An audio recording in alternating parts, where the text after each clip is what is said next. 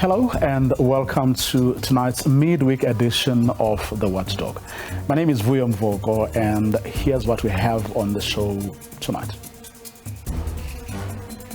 Why don't you march to Eskom, to Megawatt Park? Why don't you march to NSFAS? And my answer is simple.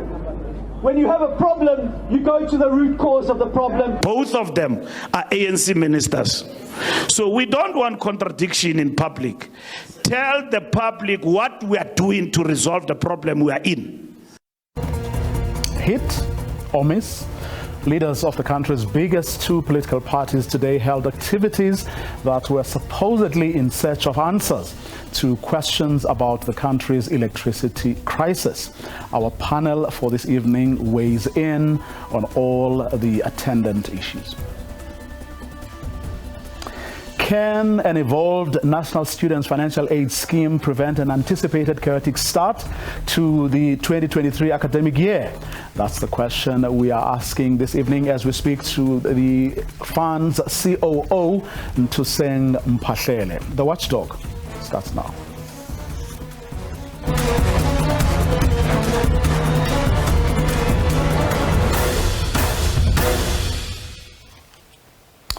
The DA has vowed to mobilize South Africans to push the ANC out of power. Thousands of supporters of the official opposition marched on the ANC head offices in Johannesburg today, protesting against rolling blackouts. The party says the ANC-led government has ignored all advice and solutions offered to end the country's energy crisis. DA leader John Sinazan told supporters that the party will use every by-election to reduce the ANC's majority before pushing it to opposition benches come the upcoming elections. Viva DA, viva! Viva South Africa, viva! Viva! Rise South Africa, rise up! Rise! A march for electricity, the official opposition, the DA, taking the fight to the headquarters of the governing party, the ANC. Pansy with 18.65%, Pansy! Pansy! Forward to energy security, forward! Forward! On their way, the DA painted the streets of Johannesburg blue. DA leader John Steenhuisen says the energy crisis in the country is inflicted by the ANC and this is affecting the livelihoods of South Africans. We don't have an Eskom problem. We don't have a NSFAS problem. We've got an ANC problem in South Africa. And that's why we're here. That's why we're not wasting our time at the Union Buildings or Megawatt Park. After blood, the party took a swipe at President Ramaphosa. And that spineless man who sits in that house there, who a week ago told us, my hands are tied, I can't do anything. There's only one place his hands should be tied, and that's behind his back. That's where they should be tied. Unshaken, the ANC has called the DA's march an act of provocation, asking why the headquarters of the ANC and not Eskom. The governing party declined to receive the memorandum from the DA. How do you march to a political party to take a memorandum on electricity? Le bona power station mo Luthuli house. Auna kusili mo. There is no power station here. So they are provocative, opportunistic, and effectively grandstanding. In response, the DA says it's attacking the root of the problem. Why are you going to Luthuli house? Why don't you march to Eskom, to Megawatt Park? Why don't you march to NSFAS? And my answer is simple. When you have a problem, you go to the root cause of the problem and you address it at the root cause of the problem. Defending Luthuli House, ANC Youth League Task Team's Nongceba Mhlauli says, amongst others, the DA march has an agenda to divide the ANC with regards to the energy direction the country should take. What we have seen in the recent weeks is an attack on our national chairperson, comrades, by the very racist DA and very racist media, the liberals, comrades, who've decided that they want to redirect attention from the Minister of Public Enterprises to the Minister of Minerals. They are, comrades, trying to divide the ANC-led government based on their factional and economic interest, which is the renewables energy lobby, comrades. The DA in the Western Cape also hit the streets of Cape Town, joining its mother body, marching to the office of the ANC. Meanwhile, the ANC Youth League says it's also planning a march to Eskom. SABC News, Johannesburg. The ANC says it plans to create more public engagements with all South Africans to discuss the electricity crisis. The party today hosted an energy dialogue at the University of Johannesburg to allow the public to directly engage public representatives on issues of energy. Among those making representations at the dialogue was the Minister of Energy and Mineral Resources, who is also the ANC's national chairperson, and that's Gwede Mandasha. It's agitation of society against the state in general and the governing party in particular. And when everybody says the ANC and so forth, it is not constructive to go back and say the ANC doesn't run any power station, it's the governing party, because you are supposed to have political authority over who runs that power station. From where I'm seated in the Department of Mineral Resources and Energy, IRP 2019 is the current policy framework that guides us. Therefore, it provides for a combination of technologies. In that IRP, we are providing for coal, we are providing for nuclear, we are providing for gas, we are providing for renewables. Actually, it is one policy that is clear that by 2030, renewables must have increased by 18% in the market, and coal must have been reduced by 15%. Attend to skills in the entity, whether we import them or we contract them or we upgrade the skills in ESCOM. Those four interventions will quickly take us out of the load shedding. The Minister of Public Enterprises, Pravin Gordhan, under whom ESCOM falls, says systemic issues are still a barrier to addressing South Africa's energy crisis. This is a tough period we're going through. Government is very aware of it. We are as frustrated as everybody else about the levels of load shedding that is happening right now. But there's a lot of hard work that's going on. The sense of urgency is certainly there, and we'll see results sooner rather than later in relation to bringing some of the megawatts back online. And that's a combination of fixing the plant at Eskom, buying extra megawatts, seeing some of the IPPs come online as we go ahead, continuing the restructuring of Eskom itself, and moving on where possible with the just energy transition. And that's the task that the whole of government is committed to, together with partners amongst the alliance and other social forces that we actually work with as well. Joining me now for some discussion, our political analysts, Asanda Nwasheng and Sanusha Naidoo. Good evening to both of you. Thanks very much for your time. Good evening. Thank you for having us. Good evening as well, and thank you for having me as well. Great to have you on the show.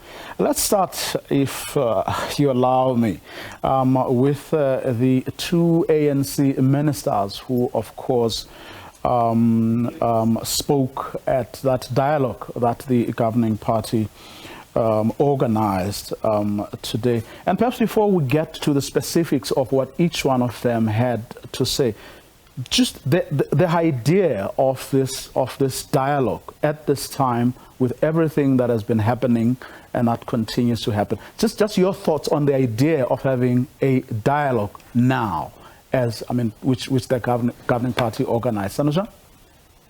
Yeah, I mean, I think I don't know why you want to have a dialogue when you have a crisis.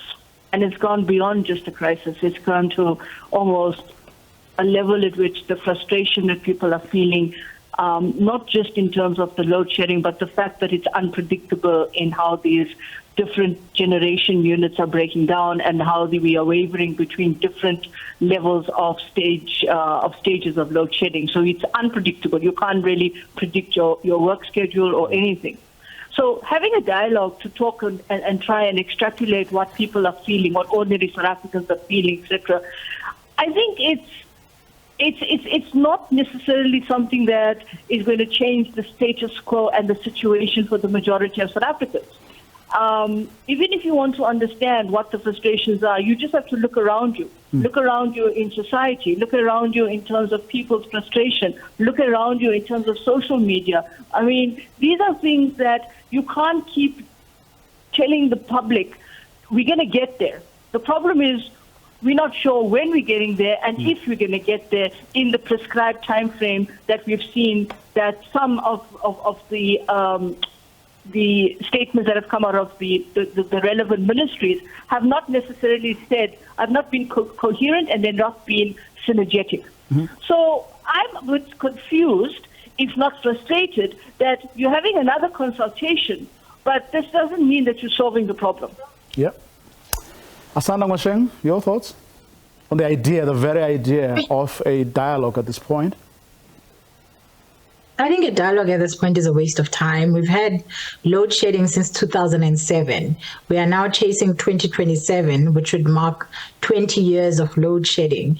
And so the government has been dialoguing with South Africans about this very issue for almost 20 years. You would think that they would have all the information they need about how load shedding is affecting people, the levels of frustration that people are feeling, but it's one of those things that they do where they're just doing something to look like they're doing something, and they just basically, it's a front for the fact that they have failed and continue to fail to deliver solutions to a very real crisis that actually at this point has, or not has the potential, but at this point is leading to a loss of lives because people are not able to get oxygen, people in hospital are not able to kind of be attached to the machines that they need. You've got people whose businesses are falling apart and unable to continue, and therefore increasing the already very high unemployment rate of this country. So we're at a point where load shedding has become a national crisis in terms of the economy and the human impact. And our government's answer, instead of building and developing a real solution, is to have yet another dialogue. It really doesn't make sense, and it's highly inappropriate. In fact, I would be very upset if the government was canvassing for my opinions 20 years after the problem that they've known about and done nothing about. Gwede Mandashe Sanushanaidu says at the forefront of ESCOM board is to improve energy availability, because currently the entity is not treating this as the crisis that it is. So the immediate focus of the board is energy availability as well as improved skills within ESCOM. It's not stating the obvious though. Yeah, I mean, it's not something that you and I haven't heard before many a time, I mean, it's kind of like taking us through this notion that, the problem is not necessarily that we're going through load shedding. The problem is that we need to think about energy, and ESCOM needs to figure out its plan. Well, you know what? ESCOM has a long time to figure out its plan, and it's actually degenerated in the way that it hasn't been able to be productive as a SOE. And if you look at this kind of fast-tracking of legislation and reducing bureaucratic tape to bring excess energy onto the grid, based on what the president and his advisors were saying, it's also very scary, because at the end of the day, you have to do this on the crisis that you're currently facing, but you're doing it on the basis on saying that there are certain things that we are going to forego in terms of, right now in Parliament, there's the climate change bill, and the climate change bill is looking at how do you actually create sustainable levels of environmental sustainability. And if you're going to start thinking about trying to now reduce the red tape around your energy, you're going to actually forego and probably raise the specter and the red flag and the vulnerability of climate change. So I think the problem here is that nobody talks to each other. They all seem to be talking past each other. They all seem to be talking in their lanes, but they forget that they are basically working together in tandem in government, and they just seem to be completely in another atmosphere where we're not there with them. Well, in fact, it's an interesting thing that Fikile Mbalula, the ANC's new Secretary General, had to say. I hope we're going to find the clip and play it for you, because he goes to exactly what you were saying just now, Sanusha. But then again, someone's going to say, well, interesting coming from someone who, by the way, is still a member of cabinet, and now, of course, has gone to or is supposed to be running the ANC full time. What's the point, or what's the point that he was trying to make? Let's take a listen to what Fikile Mbalula had to say in his opening and closing remarks during that dialogue. Okay, we seem to be having a problem. We seem to have a problem with that clip. I'm hoping we can still go back to it. But Asanda was saying the Minister of Public Enterprises says there's no proper funding of Eskom, coupled with, he says, elements of criminality as well as corruption. I can hear you saying, well, we've had that one before, as well. But here was something that particularly captured my imagination from that clip we played. It says government has a plan to work together in resolving the crisis. There's a recovery plan that he says will take 2 years, and they are, but at the same time says they are working on shortening the plan. But of course, there were no time or deadlines to that.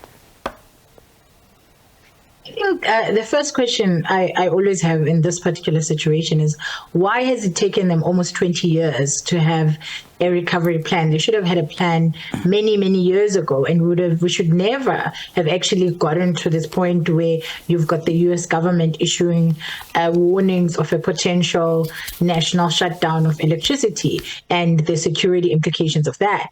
And I think that, this whole thing of there isn't enough money, there's been money. Eskom gets dished out billions every single year. There have been loans that have been taken particularly to deal with Eskom. The problem is the very ANC that is in power and its people have been first in line to be corrupt and to chow that money.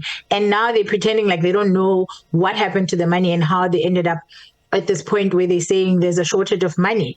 This is the same ANC, by the way, that went and got a stake of 25% in Hitachi and then came via the back door to bid to put in the steam engines at Medupi, which have been struggling to get online. First, we struggled with the construction. Then there were struggles around getting it online. Now there are constant problems with the steam engine and with other parts of Medupi, which is why we are unable to produce the amount of energy that we need to meet for the demand to meet the supply. So in a lot of ways, this crisis that the ANC is doing, both from a perspective of bad governance and not managing the situation properly, but also from a perspective of actively participating in sabotaging the very project of recovery from, the situation that we were facing. Because if Medupi had been done properly in terms of procurement, if, objective and standalone service providers that are not related to the ANC, that the ANC does not have a stake in, had been appointed, we would be able to start charging penalties when these service providers are able to meet the standards and the SLAs that they, that they would have signed. But we are stuck now because the government is telling us one thing, and the people who are behind this very government are also doing and acting in the opposite way. It really is quite a frustrating and mind-boggling situation that we are in, that the ANC is basically, taking us for a ride both ways, both in terms of procurement and the corruption, and also in terms of just failure to lead and failure to develop the kind of solutions that are required for what is beyond a national crisis, because we are beyond the point of calling it a crisis. This is literally the death of a country and how we get to declare country's failed state. We are at the point, we're at the door of a failed state because our government is no longer able to guarantee a longitudinal supply of energy, which is very much required for effective economies. In fact, across the continent, one of the things that allowed us to compete with the rest of the continent and come out tops was precisely because we were able to guarantee an energy supply in ways that most of the continent isn't. And we are losing even that standpoint, which means we are going to lose more business over and above the business we're losing because there's corruption, because there's crime, and because you can't trust a South African contract to be enforceable via the law, because even our courts have become ineffective. Crisis is the ANC's doing. Asana Ngwasheng says, Sanusha Naidu, which takes me to John Steenhuisen's a bite we played earlier in the package, as part of the package that we played, where the leader of the opposition, of the official opposition, was saying, and I quote, "We don't have an ESCOM problem, we don't have a NESA problem, we've got an ANC problem in South Africa, and that's why we're here, that's why we're not wasting our time at the union buildings or Megawatt Park, we are coming right to the source." What do you think of that statement? So is that me, Bill? Yes, Sanusha. Oh, sorry. Yeah. I think this is how the DA will actually play it out. I mean, they're going to what they see as the party that's in power. They are basically saying that it's under your watch and it's your governance that has actually created this crisis. And so they're going there. They say that these are entities that fall under your institutional architecture of governing. And I think to a large extent, when you hear what was going on at Luthuli House as well, where the ANC were protecting the institution or the headquarters, and there was this challenge and there was these tensions, etc. I think what's really going on here is that the context of what's happening is that at the end of the day, it is not necessarily about the politics of whether we push back against the opposition party and the opposition party push back against you, because that's the level of how we consider oppositional politics and the question of how you hold the government accountable. The problem is really the fact that nobody is actually talking to each other.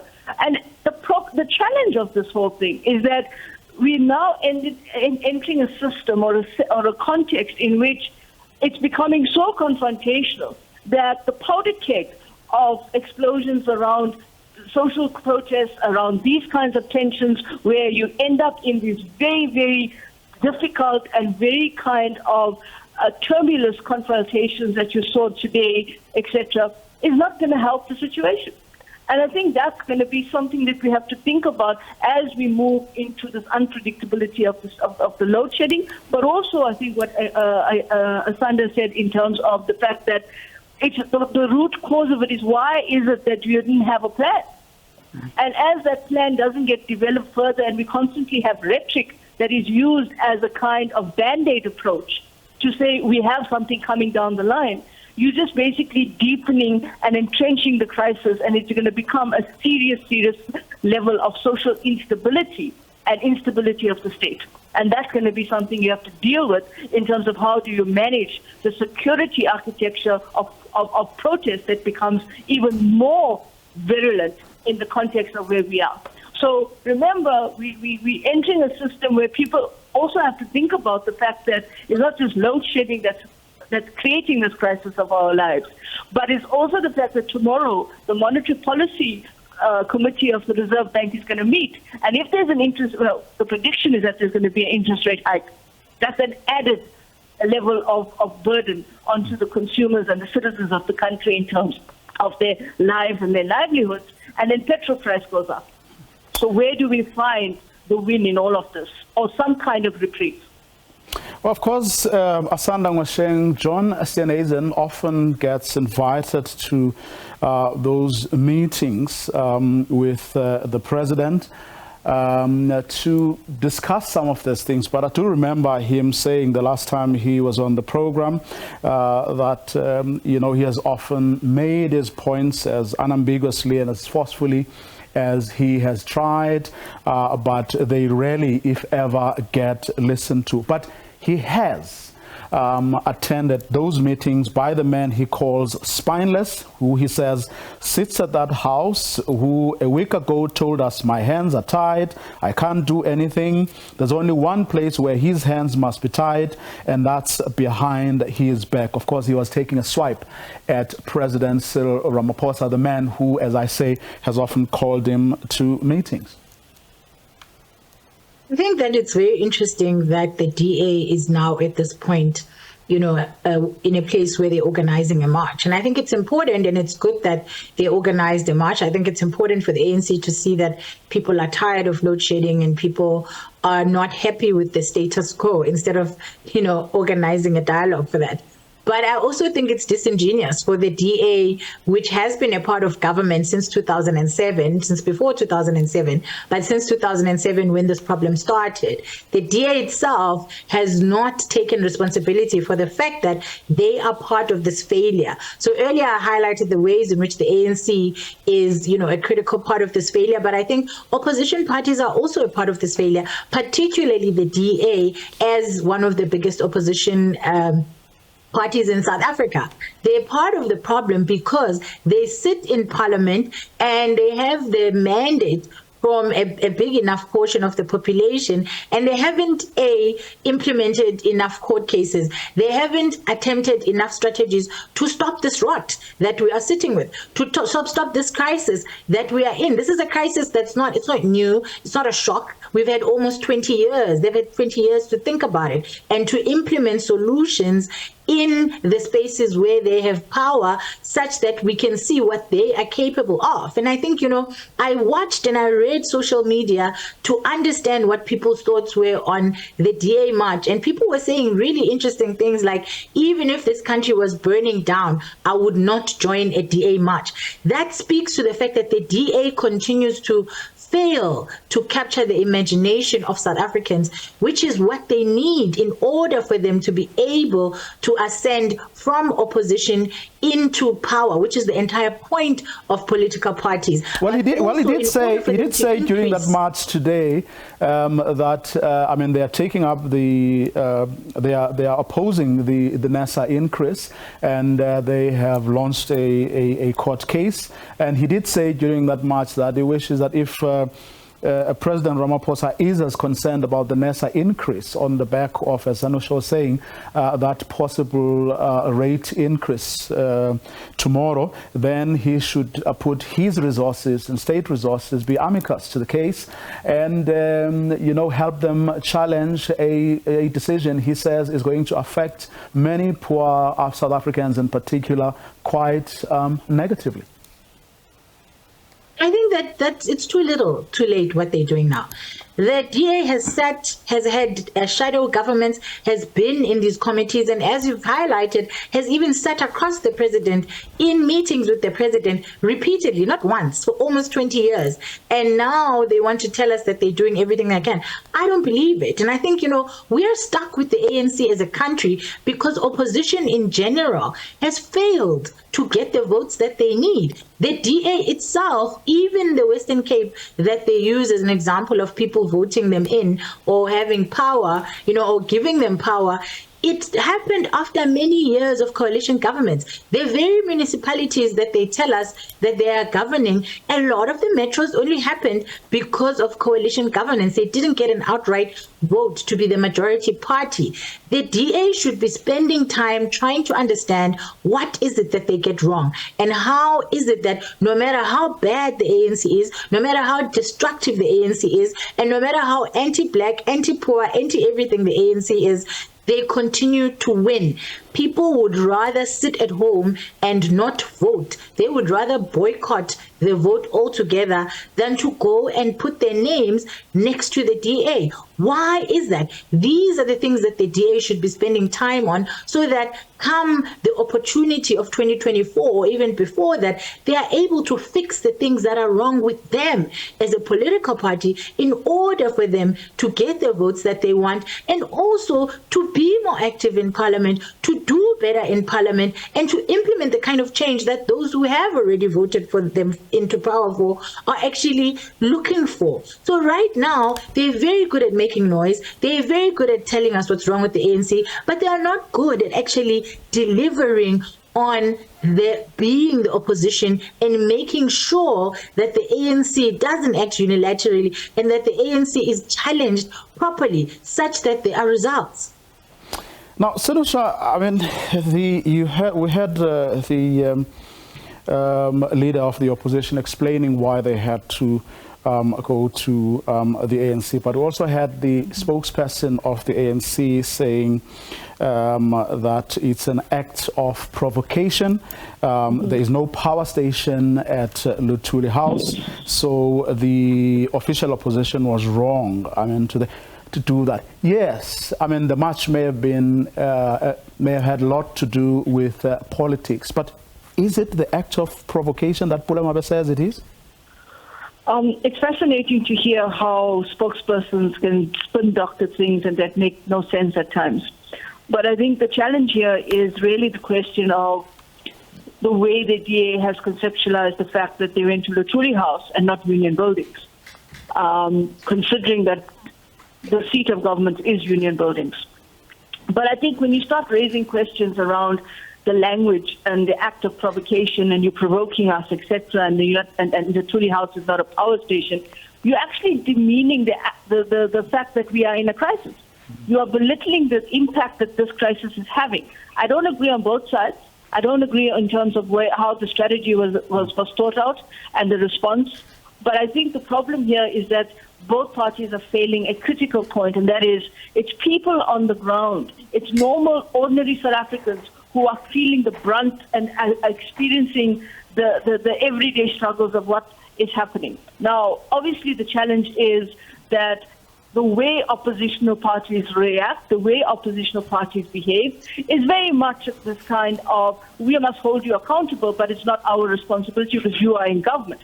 But I think the challenge as well is the question of whether or not these opposition parties are going to find a way to understand that, as Asanda said, they have a role to play. And the idea, sorry, just to make the point, the idea then is, why is it that they can't speak to each other? Why is it that they can't cooperate? And I do know that it's about the fact that we take a very minimalist approach to democracy. That if you are a winner-take-all approach to democracy, then the party that's in power must control the entire space. And I think that's where we're also suffering some of the deficit of the democracy and the style of democracy that is very minimalist and very kind of top-down. And this is where I think it's going to be critical in next year's election to see whether this is going to change the way people vote, or are we going to see more apathy because you don't have the alternative to the ANC?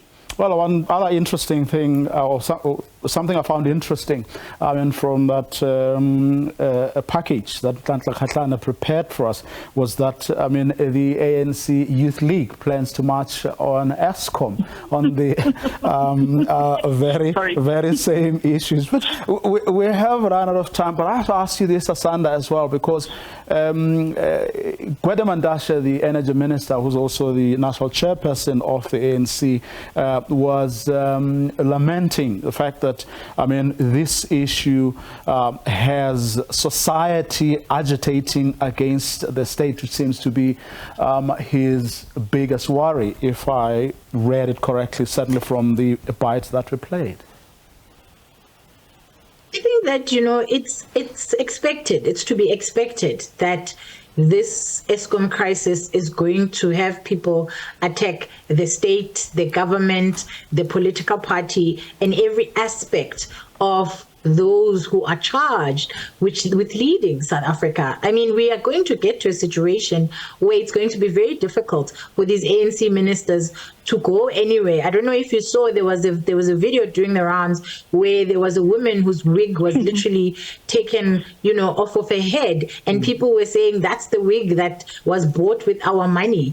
Don't allow these people to just walk while they're stealing our money. So we are getting to that point where it's going to be very unsafe for ANC people, because nobody enjoys watching somebody eat their money and then brag basically with it and eat it in front of them. And so they need to do something, and they need to do something urgently to right these things. And although these things take time, but they're going to have to find a solution, and they're going to have to figure out a way to right this train, because we are currently off the rails as a country, and we are literally on a one-way street to a failed state as a result of all of these issues of corruption and the ways in which the ANC has managed itself and managed government and its leaders that are incompetent and corrupt. With my tongue firmly in my cheek, Asanda, is Gwede Mantashe being a crybaby?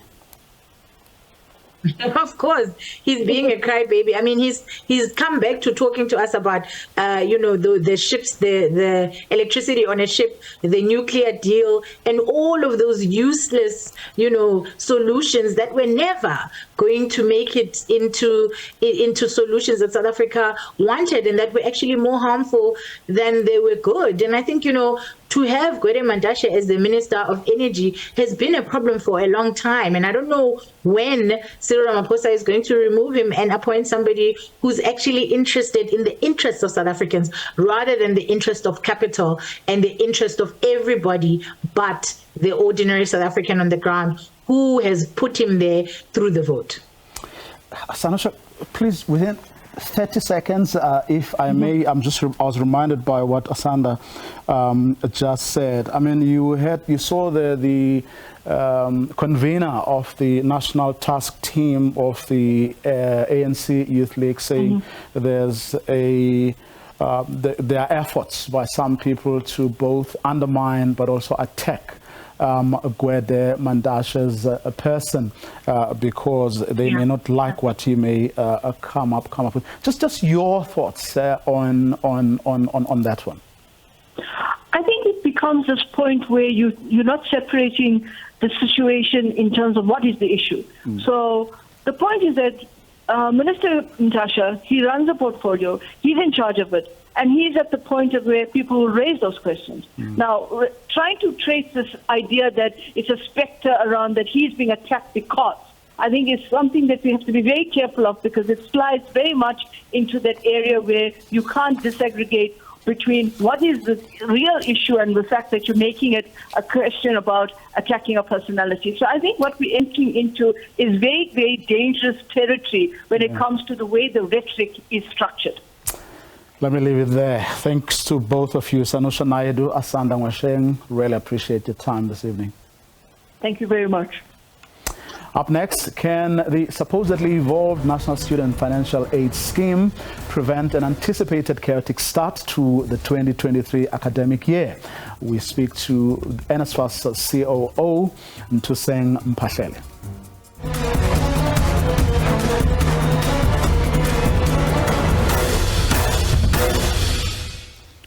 The start of the academic year at institutions of higher learning in the country is often chaotic owing to challenges around funding, as well as accommodation and registration. Tonight we are joined by NSFAS COO Ntuseng Mphahlele on the back, of course, of those pronouncements, comments that were made by the Higher Education Minister Nzimande here on the program and at a briefing that he held yesterday afternoon.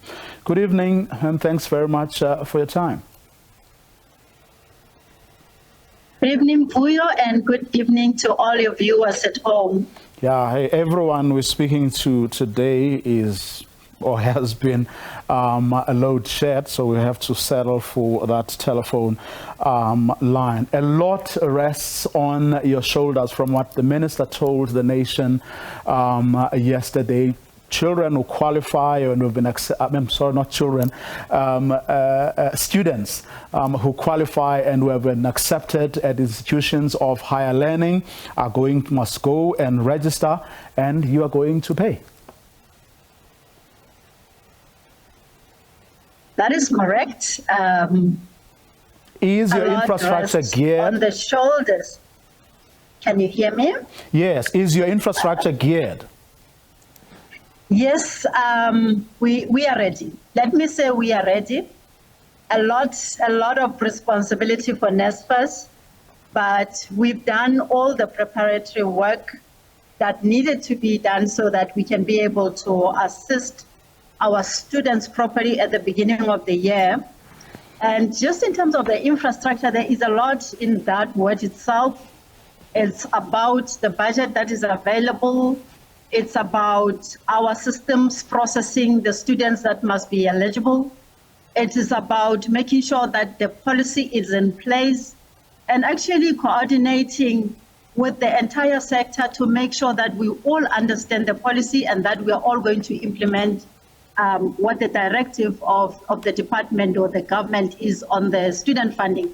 So I do believe that we are ready. We've done all the preparatory work, and we are just basically implementing the activities that we set out to do. Now, Thank you, Puyo. Presumably, you looked at what contributed to the chaos previously on your part, and then put in place measures to actually address those challenges as far as NSFAS is concerned. What were those challenges? What were the contributors to some of the chaos we've seen in the past? A lot of it had to do with NSFAS understanding from an operations point of view what processes they have to put in place, what it means actually to administer student funding, and also the type of relationships that the entity needed to have with all the institutions of higher learning, the stakeholders in universities, in TVET colleges, the department itself, universities, South Africa, and as well as the South African College Principals Association. So in other words, it was really from my own point of view and what really has been assessed that it was at the infancy stages of the entity, and it still had a lot to learn in terms of taking such a huge responsibility. As you would know that in previous years, the NSFAS bursaries were administered at institutions, and this process only got to be centralized in its entirety from the year 2014, 2016. So NSFAS is really still a very baby institution in that regard. But I do believe that over the last 5 years, with all the challenges that we have gone through, we have learned quite a lot through those challenges. And we've actually started to put waterproof, watertight processes in place to avert those type of challenges ever happening again in NSFAS. So it will take a bit of time, but at least the plan is in place and it's being executed. Well, I mean, the minister was in the interview I had with him last night, waxing lyrical about your capabilities, how you've emerged stronger, and the things that you have done. But not everybody seems to be convinced. There's specific issues that student leaders we had on the back of that interview with the minister had to say. Take a listen to some of what was raised around your ability and the issues that people or the student leaders actually flagged. Here's what Sasko had to say. I didn't hear the minister speaks about issues of student accommodation, because student accommodation, as much as we understand very well that it's a process, it cannot be addressed in one day. But it's quite important for us at least to hear positive thought about how then they are planning to address the question of student accommodation. Is that an issue for you, a concern? The issue of student accommodation is a big concern for NSFAS. And it's not even a concern only for NSFAS, it's a concern for the entire sector, for the funder, the department, but also for students that really ought to be housed properly so that they can be able to achieve their academic program. You may want to know that over the last years, the responsibility to allocate student accommodation has always been given to institutions of higher learning. And it has increasingly been recorded that year in, year out, there's more students that are not accommodated suitably. And there is really definitely a need for NSFAS to be involved in how and where are the NSFAS funded students accommodated. When we go to our stakeholders and we are asked that question, you're spending so much funding for student accommodation, and yet you cannot even account on a single day where that money goes to. So is that why you want to get involved? Because at the briefing yesterday afternoon, the minister did say that this is an issue that, as the department, but also you as NSFAS feel particularly strongly about, and you want to get involved. How do you want to get involved? Our involvement is seeking to increase the stock for student housing available. We would like to make sure that we make a public call to the private sector, to our institutions, to everybody that can assist government to make sure that we have suitable student accommodation available to showcase to us what they have, so that it can go through a process of verification in line with the standards that government has developed for student accommodation, so that we can then begin to build stock, and we can then be able to account that we have our students accommodated in proper places, because the importance of student housing is that it is directly impacting academic achievement. If students are properly housed in suitable accommodation, they're able to succeed in the academic. But if the students are not in suitable accommodation, the chances of success are lessened. Hence, then the overall impact is that we're spending money, but then the throughput will also be less. So it's a very important aspect of the work that we now have to do. And we have started engaging our partners, our institutions, the partners that will assist NSFAS with the accreditation, with the listing of the facilities that are available, and we are in continuous engagement just to make sure that all potential partners understand what this process is about, how it will be enrolled, and so on and so forth. So I think it's a lot of work, a big task, but with all the partners that are involved, I do believe that one step at a time, we should be able to make some significant impact. Thank you. Now, with all the confidence in the world that you are indeed up to the task, and you're not going to disappoint, your systems are geared, so you are very ready. We know for a fact that there are problems with the system. There are still people who try to defraud the system. There are people who are undeserving, certainly in terms of the set criteria, to actually get or be funded by NSFAS. But there's also students who abuse the system. Take a listen perhaps to what the minister had to say when I raised some of these questions, and then you can tell me what your responses are, or whether you've done anything, because he does say that he is unhappy about how you've managed some of these things. In fact, he feels that you're not doing enough to really send a signal to South Africans that these things are not going to be tolerated. Take a listen and then you can respond. NSFAS itself actually identified quite 1,000. I don't have the figure now, already last year, of students who are using NSFAS but do not qualify for NSFAS. What I've insisted now is that those people must be criminally charged, because it's very unfair that parents who can afford are able to defraud a scheme that is meant for poor and children from the working class. What NSFAS has not adequately done is to take up this matter further with law enforcement agencies. That is what I've insisted now. They must go to law enforcement agencies and charge the people who are defrauding. So I'm not happy because there are still leakages in the system. Ms. Mphahlele? So that is very true what the minister is highlighting there. We started this conversation by saying NSFAS had a lot of challenges at the beginning, and we had gone through those problems. And as we went through those problems, we've tightened controls on funding eligibility, but also we have brought in partners, national partners that help us to validate student data that comes through to NSFAS to apply for funding. In the past, we would have used only, for example, to confirm financial eligibility of students, information from credit bureau. We have been questioned on that.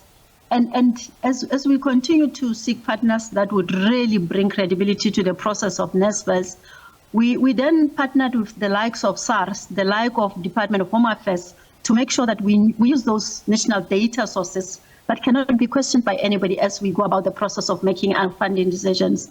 So the case that the minister is referring to is that as we complete funding every year, we are now going back to reconfirm, to reperform and check that we funded correctly using those data sources that we now have access to. And indeed, we picked up that there are students that ought not to have been funded because the data that would have been used at the time was not as accurate as, for example, the likes of SARS data. So we have actually kind of matured in terms of how we evaluate. And for those students that do not meet the threshold and for some reason have submitted information that actually led to the decision being in the affirmative, whereas it should have not been, we have to unfund those students, because what it means is that we continue to fund them, and the students that ought to benefit, then they stay outside of the system and they cannot be funded. So that process is indeed showing that the controls are working. The controls are there. Yes, it creates a lot of panic to the affected people. And what we are also now looking into is what would be the most fair process to then deal with students that are finding themselves to be in such a situation. How do we deal with the unfunding process in a clear process that we cannot be challenged? So all of these are the work that NSFAS is dealing with, to deal with issues where students have actually not been submitting correct information or misleading. Okay, and that's where we're going to leave it for tonight. Thanks very much for your time. That's the CEO of NSFAS, Ntuseng Mphahlele. And that's our show for tonight. Do join us again tomorrow evening, same time. Have a good night.